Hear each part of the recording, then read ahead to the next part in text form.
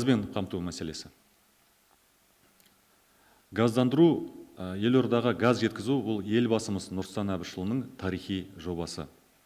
Қазір белсенді түрде газдандыру қаланың әсіресе жеке секторында жүруде. Жаңағы айтқанда 300 шақырым газ желілері көше-көшемен жүргізілді. Қазіргі уақытта мынау Көктал, 1-2 немесе Агрогородокта үйлерді газға қосу жұмыстары жүргізілуде. Ал Алматы ауданында теміржол станциясының қасында және өндіріс промышленный сол жерде жұмыстар аяқталды. Оларда да, ол шағын аудандарда да үйлерді газға қосу жұмыстар жүруде. Ар жақта Күйгенжар бар, интернациональный, тағы да басқа шағын аудандарда Қазтрансгаз аймақ газдандыру жұмыстарын қарқынды жүргізуде. Биыл да осы жұмыс жалғасатын болады. ТЭЦ-1, ТЭЦ-2-де 4 су жылыту қазандығы газға көшті. Қалғандары осы алдағы уақытта жылыту маусымында газға көшірілетін болады.